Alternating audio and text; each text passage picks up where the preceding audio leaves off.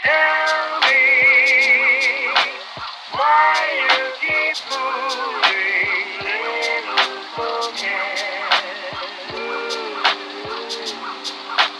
Tell me why you keep moving, little forget. Oke, balik lagi di Guns Auto. Ya, kali ini gua akan menjelaskan BMW E36 punya gua 323 yang kode mesinnya M52B25. Oke, kita lihat mesinnya. Nah, seperti inilah mesinnya. Di sini pas gua beli udah dapat strut bar. Ya, katanya sih biar stabil lah. Buat handling seperti itulah pokoknya kurang lebih.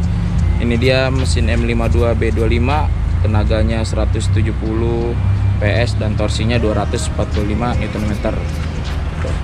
Jadi sebenarnya tuh paling tingginya ada lagi yang kalau nggak salah tuh 2800 cc. Nah, kita lihat desain lampunya. Nah, menurut gua sih ya kayak model-model tahun 90-an ya. Jadi lampunya tuh kecil, manjang begini, model-model kayak Corolla kan kecil begini, set. Nah, di dalamnya ini ada proyektor tapi masih halogen lampunya. Canggihnya seperti itulah tahun 90 dan bahannya kaca cuy. Nah, kalau ini plastik nih, kalau ini beling kaca. Ini juga udah agak pecah nih. Bumpernya yang punya gua ini yang standar ya. Ada lagi varian M-Tech. Jadi dia di sini tuh lubangnya ada 3, 1, 2 kebagi 3 lah pokoknya. Kalau ini kan nyambung, seret lurus doang. Dan dia agak sedikit ke bawah. Ya gitulah, M-Tech tuh emang menurut gue lebih bagus sih dibanding punya gue. Di sini kita bisa lihat velgnya. Nah, di sini gue pakai ban Celera. Ukurannya 205 per berapa nih? 55 ZR 16. Jadi ini ring 16 bawaan E36 nya sendiri. Oke, kita lihat dalamnya. Ya, nah, seperti inilah. Dia ini palang 4 ya. Belum ada pencet-pencetan kayak zaman sekarang, volume atau enggak cruise control lah. Nah, di sini speedometer kita bisa lihat. Di sini ada bensin, sebelah kiri udah pastilah ya. Speedometer ya sederhana. Sini ada konsumsi bahan bakar. Jadi berapa kilometer per liter gitu. Di sini juga ada temperatur sebelah kanan. Nah, di sini buat tombol-tombol, nyalain lampu senja, lampu gede lah. Ini fog lamp belakang, ini depan. Ya kalau Eropa sih ciri khasnya di sini dia nih. Ciri khasnya di sini. Terus yang gua suka lagi di tahun 90 ini dia udah digital, ya kan? Coba kita nyalain. Nah, AC-nya ini dual zone ya. Ini buat penumpang kiri, ini buat pengemudi. Nah, ini buat matiin freonnya AC. Ini sirkulasi ventilasi luar ya. Nah, di sini ada buat ke arah badan, kaki, dan arah ke atas. Jadi dashboard ada lubang-lubang. Sini defogger depan dan ini defogger belakang. Di tahun 90-an menurut gue sih emang canggih sih. Iya ada lagi. Ini ya, sorry, ini HP tempelan. Nah, ini tuh ada cek kontrolnya. Jadi sebutannya tuh OBC, onboard computer gitu. Nah, di sini jadi kita bisa lihat ada sensor-sensor yang rusak seperti radiator, air coolant habis, terus atau nggak lampu depan belakang ada yang mati. Di sini informasinya semua ada di sini. Dan di sini jam digital ya, cuman ya layarnya pixelnya udah pada rusak ya, wajar lah ya tahun 90-an. Nah, di tahun segini tuh menurut gue udah canggih. Ada ASC ini buat kalau misalkan kita di jalan tanjakan tinggi terus biar nggak nyepring gitu. Jadi bannya tuh ngunci, jadi kita mau RPM tinggi kita gentak pun dia nggak bakal nyeprin karena ya sistem ASC-nya itu. Nah, sini lubang AC-nya 2. Nah, di sini bisa buka tutup masing-masing ya. Begitu juga di tengah. Ini nggak bisa dibuka karena selotannya patah, gua ganjel pakai tisu. Terus ini rem tangan. Ya, nggak ada box ya. Di sini power window-nya semua jadi khas BMW, cuman power window di sini tuh di seri 3 terakhir cuma ada di M46 kalau nggak salah. Sisanya pindah ke di pintu kanan.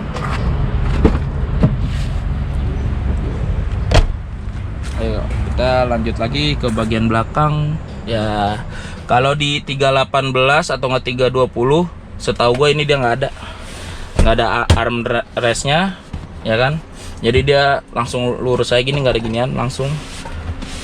Nah, ini bagian desain pintunya ya. Ya nggak ada buat naro-naro botol minum atau ya namanya tahun 90-an belum dipikir lah. Cuman di sini udah ada jaring di sini. Ya, kita lanjut bagian belakang.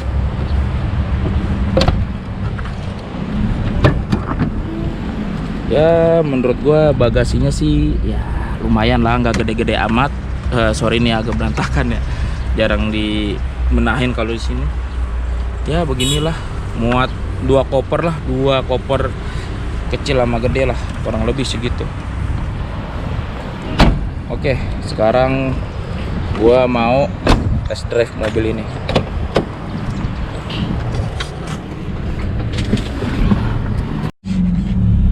Oke, kita akan test drive mobil BMW E36 323 tahun 98. Menurut gua sih kalau ini jalan kan agak sedikit gelombang ya, korban blok agak-agak rusak dikit. Menurut gua sih suspensinya sedikit keras ya, tapi buat perdamannya tuh kalau di jalan rusak begini sih masih oke lah, nggak keras-keras banget. Soalnya kalau di seri 3 ini bukan buat kenyamanan, tapi buat handling, buat manuver dan lain-lain. Soalnya didesainnya buat balap oke. Jadi kebanyakan tuh anak-anak zaman sekarang yang suka mobil-mobil BMW itu dia ngincarnya pasti E36. Kebanyakan buat ngedrift atau nggak buat balap di Sentul Isom. Karena ya itu yang gue bilang, mesin gede 323, harganya terjangkau, bodinya nggak gede-gede banget dibanding sama kakak-kakaknya kan, ya udah pastilah di seri 5. Jadi buat ngerombak-rombak tuh ngoprek-ngoprek enak gitu. Nah, di sini gue mau coba tenaganya. Guys, ada mobil.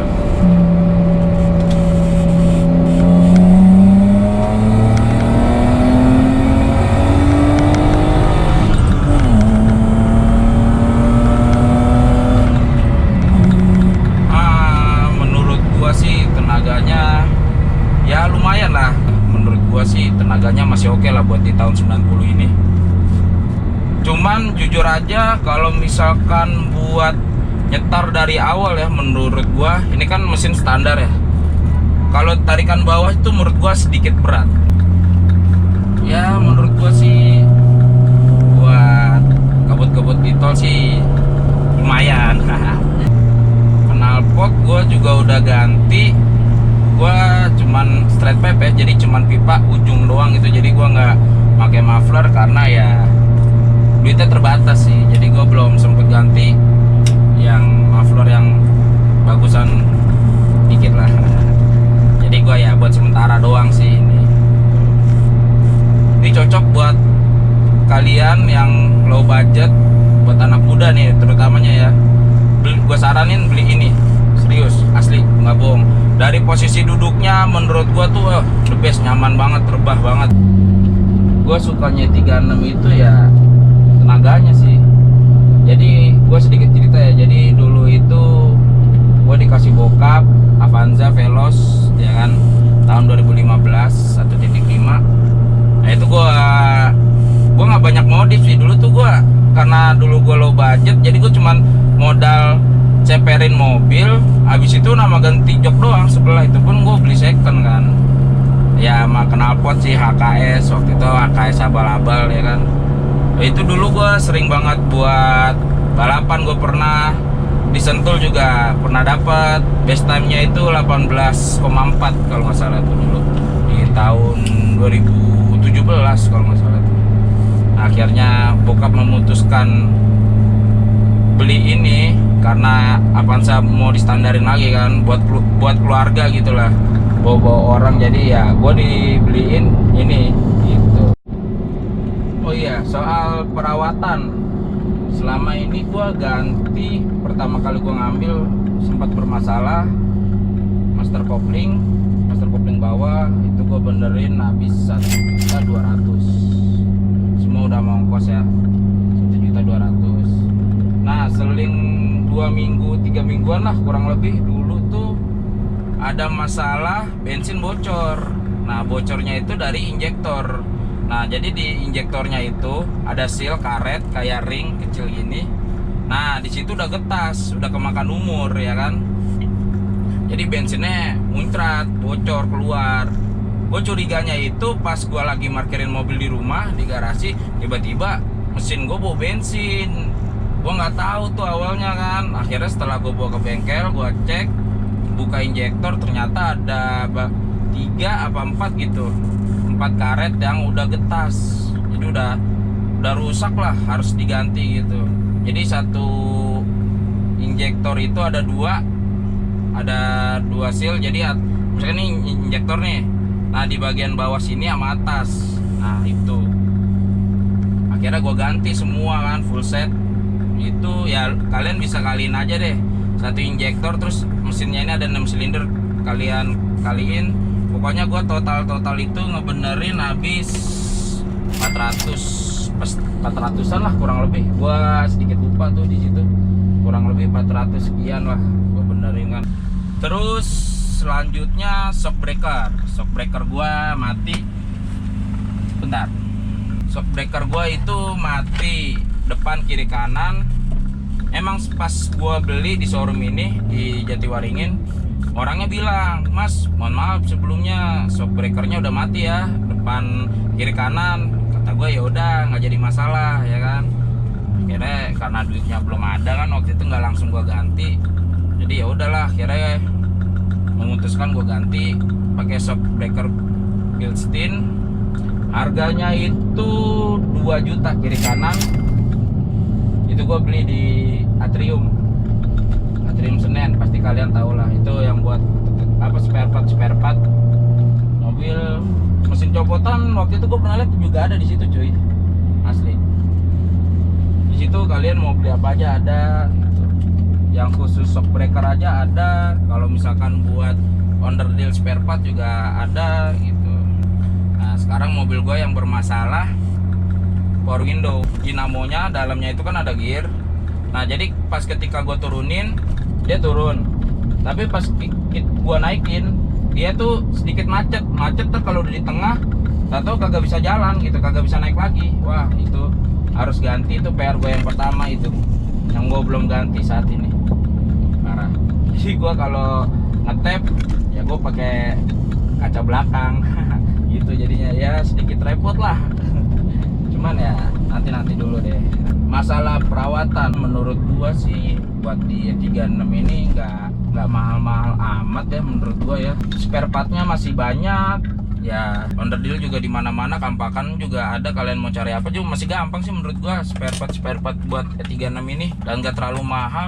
Cuman ya menurut gua kalau servisnya itu ketika kalian ganti oli itu ya harus emang agak boros sih. Kalau ganti oli itu bisa sampai 7 liter, termasuk filter oli ya kan. Tuh filter olinya aja dulu gue ganti pernah 100.000. Olinya itu gue pakai Shell Helix ukuran W berapa gitu gue lupa. Itu habis 715 ditambah cepek, jadi 815 gue ganti oli. Ya emang kalau buat 323 emang sedikit boros oli ya. Bensinnya juga menurut gue ya nggak usah ditanya lah, pasti boros. Tapi kalian kalau misalkan buat harian, menurut gua lu ambil 318, itu bensinnya lumayan irit. Dan ya kalau soal tenaga ya menurut gua kurang, dan gua udah pernah nyoba di mobil teman gue 36318, tenaganya emang kurang. dibanding 323. Balik lagi, kalian kebutuhannya buat apa gitu. Kalian kalau buat harian, buat misalkan kuliah atau enggak kalian kantor gitu, ya 318 lah solusinya. Tapi kalau kalian suka ngebut, suka injek-injek gas dalam, ya menurut gua 323 cocok buat ajang balap dan lain-lain. Menurut gua sih cocok banget. Buat ngerombaknya itu juga gampang cuy. Kalau ditanya, bang kenapa nggak 320i? Ya kalau menurut gua sih ya, dia variannya sih nanggung menurut gua. Nggak terlalu tinggi, nggak terlalu di bawah. Jadi cc-nya itu dia 2000 cc. Yang pertama keluar itu kode mesinnya M50B20 2000 cc, 6 silinder. Tenaganya itu kalau tidak salah 150 horsepower. Menurut gua sih nanggung sih kalau kata gua ya. Jadi kalau kalian mau biar langsung gitu, nggak perlu dioprek-oprek lagi, ya 323 sih menurut gua gitu. Jadi kalau 320 itu menurut gua boros iya, tenaga kurang juga iya gitu. Jadi di tengah-tengah gitu loh. Ya mungkin reviewnya sedikit sampai di situ aja ya kan. Jangan lupa like, comment, dan subscribe-nya bila kalian suka video gua. Tapi kalau misalkan enggak, ya nggak apa-apa sih. Yang penting kalian tulis di komentar aja, kasih masukan. Kalau ada kekurangan tolong dikoreksi, karena gua juga di sini kan masih baru lah. Gua bukan senior review kayak Mas Fitra atau enggak Mas Ridwan dan lain-lain gitu kan. Kalau dia kan udah profesional lah, kalau gua kan masih amatiran. Tolong dimaklumin aja lah ya. Ngomongnya masih sedikit ya kuatan.